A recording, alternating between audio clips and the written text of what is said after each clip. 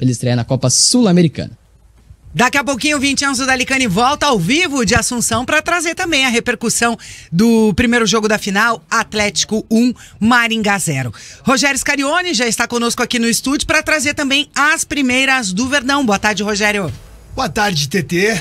Pois é, Curitiba tá nesses dias aí sem muitas novidades, mas a tendência é que isso mude para as próximas semanas e talvez já para essa. Isso porque, TT, a janela de transferências do mercado brasileiro reabriu hoje, né? Para explicar um pouco para o torcedor, hoje, dia 1º de abril, até o dia 19 de abril, na verdade, que é a data que está prevista a estreia do Curitiba na Série B, quando o Curitiba vai enfrentar na primeira rodada da competição a Ponte Preta, lá em Campinas, no estádio Moisés Lucarelli. Os clubes brasileiros da Série A e Série B vão poder contratar jogadores que atuaram nos campeonatos estaduais. Não pode vir jogador de fora, né? Aquela janela que foi fechada no dia 7 de março, ela continua fechada. Jogadores que estão fora do Brasil, eles não poderão ser contratados pelas equipes da Série A e da Série B. Mas os jogadores que estiveram disputando os campeonatos estaduais, eles vão poder terem ali uma movimentação no mercado brasileiro. Isso porque a CBF buscou corrigir um erro que ficou muito aparente desde o ano passado, quando a gente teve aquele caso lá atrás com o Água Santa, que era um time que estava na final do Campeonato Paulista, e no meio das finais, né, entre os dois jogos, a maioria dos jogadores tinham contratos encerrando, e eles já estavam inclusive negociados com outros clubes. Aí a CBF precisou fazer um reajuste no calendário, e esse ano já estava prevista essa janela, que vai do dia 1º de abril, ou seja, hoje, até o dia 19. Então o Curitiba vai poder reforçar o seu elenco. Quando o Carlos Amodeu, CEO do Curitiba, esteve aqui no Bate Pronto, esteve aqui nos estúdios da Jovem Pan, ele falou que imaginava que o Curitiba deveria fazer ali algumas contratações pontuais, pequenos ajustes. Só que a verdade é que essa programação teve que mudar. Isso porque o Curitiba falhou nas suas primeiras missões, né, nos seus primeiros objetivos para essa temporada. O Curitiba que foi eliminado na primeira fase da Copa do Brasil e também não conseguiu chegar à final do Campeonato Paranaense, já que foi eliminado pelo Maringá na semifinal. Então, o elenco do Curitiba, com a chegada também do William Thomas, que é o novo executivo de futebol do clube, deve receber reforços e não devem ser apenas pontuais. A tendência é que o Curitiba contrate pelo menos 6 jogadores nessas próximas semanas, o que foi visto ali pelo novo chefe do departamento de futebol do clube, algo como necessário. Ele precisa encorpar esse elenco, ele precisa qualificar o plantel do Curitiba. Basicamente é isso, né? Algumas saídas também devem acontecer, alguns jogadores que já não vinham sendo aproveitados pelo técnico Guto Ferreira, como por exemplo o Wesley Pomba. O Curitiba está no mercado sim, buscando uma recolocação desse atleta no mercado. Outros jogadores também podem não ficar, como é o caso do Bernardo, que retornou há pouco do Guarani, mas como o Curitiba tem um excesso de jogadores na posição, o Bernardo também pode ser que seja emprestado para ganhar um pouco mais de rodagem. O próprio Andrei, que é um jogador que né, tem ali um salário alto, é um jogador de renome, deveria estar sendo mais aproveitado pelo Guto Ferreira, mas o Andrei também não se justifica dentro de campo. Então ele é um jogador que também não tem a sua presença garantida, né? O Curitiba já teve conversas com outros clubes, inclusive da Série A do Campeonato Brasileiro neste ano. Recentemente o Curitiba foi procurado pelo um representante de fora do Brasil para entender a situação do Andrei, e o Curitiba já admite que se o Andrei receber uma proposta interessante, ele pode estar assim deixando o coxa. Então, algumas movimentações de saídas também desse elenco alviverde, a gente pode ter novidade nos próximos dias ou nas próximas semanas. Mas agora, né, o coxa vai poder contratar. O coxa vai ter tempo e vai poder buscar reposições e também reforços para a sua equipe. Agora resta saber se os jogadores que estão disponíveis para o Curitiba, que são aqueles que disputaram os campeonatos estaduais, eles serão suficientes para o Coritiba chegar ao seu grande objetivo na temporada, que é retornar à Série A, que é o acesso no final do ano na Série B. O Coxa que agora tem 3 semanas para trabalhar e preparar a equipe para essa competição. O Massudinha até complementa aqui, ó. Posso acreditar nas notícias de hoje do Coritiba, 1º de abril?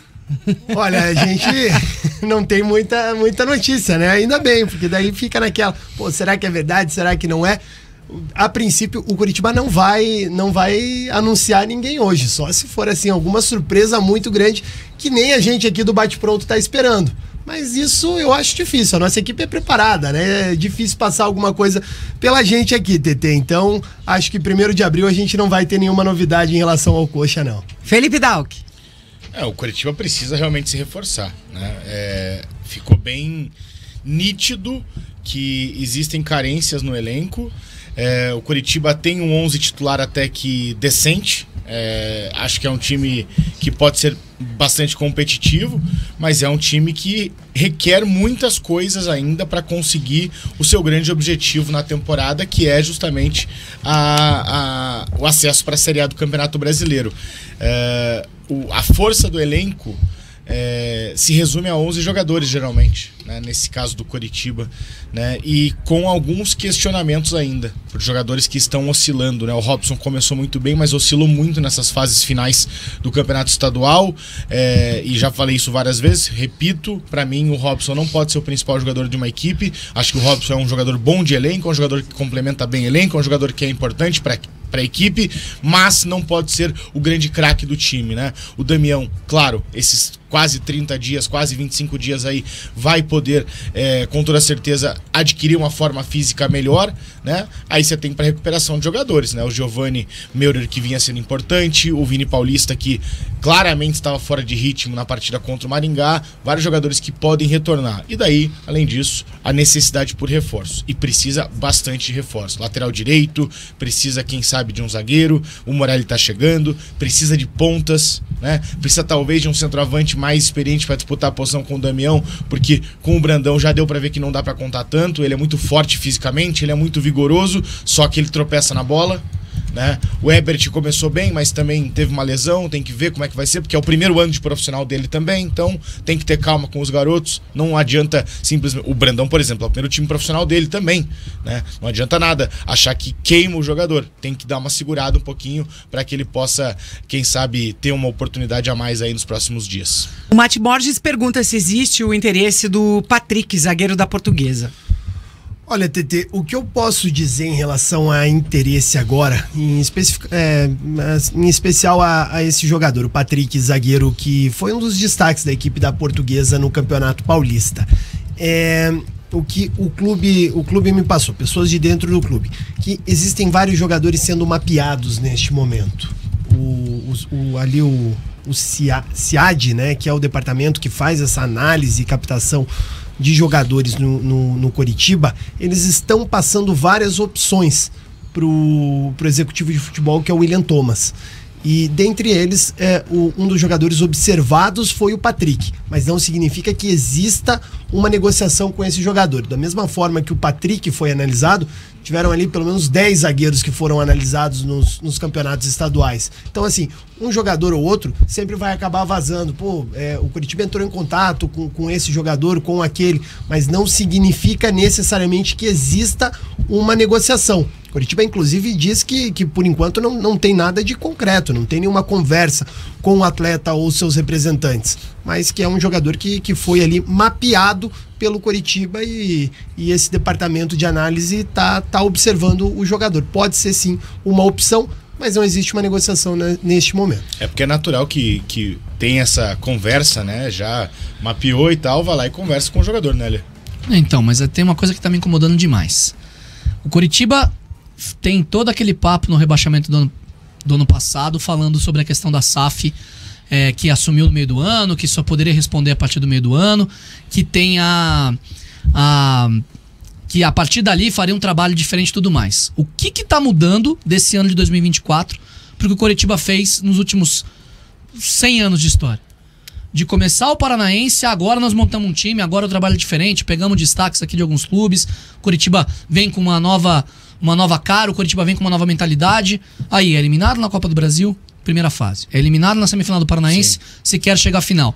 E agora, de novo, precisa contratar 8, de novo precisa reformular o time. E vai contratar quem? O Patrick da Portuguesa? Vai chegar e vai ser o Thiago Silva na zaga do Curitiba. Pode ser um ótimo jogador, pode ser um jogador que venha de fato a se mostrar tudo mais, mas não adianta você mudar o discurso e não mudar a prática. O Matheus Friso não serve, o Vini Paulista não serve, o Damião não serve. O próprio Robson agora, que começou bem a temporada, outros jogadores que já vinham com destaque que são da base, Natanael, você pode colocar o Jean Pedroso na lista, pode colocar o Thalisson que tá machucado, o Pedro Morisco no gol. Pô, esse time é horroroso assim? Não. Esse time não tem condição nenhuma de... Ale. Não foi montada uma base nesse time, Jana? É verdade, e eu acho que você não tem que culpar apenas o elenco, né?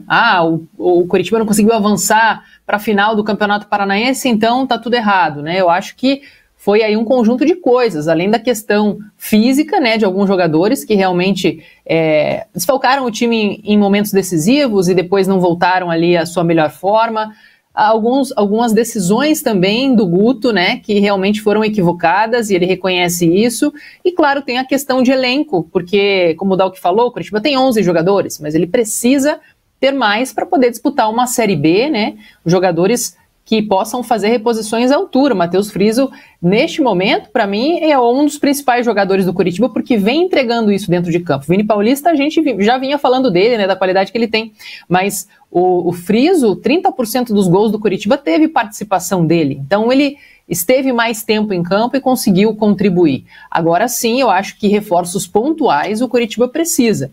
Um zagueiro, né, porque existia uma expectativa muito grande em relação ao Bruno Melo, né, porque pelo que ele fez no Goiás, mas acabou não emplacando. O Benevenuto também acabou levando muitos gols ali, né, a defesa nos jogos decisivos de Copa do Brasil e também do mata-mata do Campeonato Paranaense. Então você sente um pouco de falta de confiança ainda nessa defesa do Curitiba, que sofre e não é de hoje, e também, claro, um atacante que possa aí suprir, por exemplo, a posição do Robson, né? Porque o Robson acho que é um cara de equipe, de liderança, tem uma identificação com o Curitiba, começou muito bem o ano, mas eu acho que você precisa também ter mais um ponta no time, além, claro, de um lateral. Mas eu acho que também não é assim, tá tudo errado, tem que remontar o Curitiba, contratar um monte. Eu tenho muito medo desse roteiro, porque foi exatamente o que aconteceu no ano passado, né? Não trocou o treinador, contratou um pacotão de reforços e eu acho que nem 10% deles conseguiu render o que se esperava. Então, Jana, a questão é a seguinte, a gente sabe desde o começo do Paranaense que o Curitiba precisa contratar um lateral direito, porque só tem o Natanael. O Diogo Batista hoje não tem condições de vestir a camisa do Curitiba para a disputa da Série B. Não conseguiu no Paranaense. Não tem condições. A gente sabe desde o início do Paranaense que o Curitiba não tem ponta. O Curitiba vai esperar o Lefemanga até quando? O Lefemanga vai ser um acréscimo técnico gigantesco para a equipe do Coxa. Só que a gente não sabe se ele vai estar disponível em abril, se é em junho, se é em agosto. A gente não tem uma certeza absoluta. Ele foi inscrito no Paranaense, caso fosse liberado. Ele começa a fazer as atividades já dentro do clube, mesmo não trabalhando junto com os jogadores ainda. Mas é uma preparação já a nível profissional para quando ele estiver liberado. A gente sabe... E ele vai reconquistar esse espaço, né, Ale? Ele não deve entrar como titular quando retornar de cara, né? Porque seria uma injustiça muito grande com o grupo. Eu não duvido, acho que você acaba minando ali a questão do grupo também, né? E se o Curitiba tiver mal na Série B? E aí o Manga volta. Você acha que ele não entra de titular já? Pois é, eu não duvido de nada, né? Então, pelas decisões do Curitiba aí nos últimos tempos. Aí, assim, a gente sabe que só tem o Friso de meia. E o Friso sequer jogou como um meia a maior parte do ano. Vem saindo do lado, alguns jogos jogou por dentro, mas vem saindo do lado esquerdo pra dentro, porque o Curitiba não tem ponta. O único jogo que ele começou de fato por dentro, jogou por dentro, foi contra o Maringá agora no jogo de volta. Pois é verdade. Único. Que ele começou de fato por dentro. Sim. Porque os outros eram o Figueiredo, quando teve disposição como segundo atacante por dentro, e o Friso saindo da esquerda pra dentro. Exatamente. A gente sabe que o Curitiba precisa de um zagueiro, porque o Curitiba contratou Bruno Melo e Marcelo Benevenuto.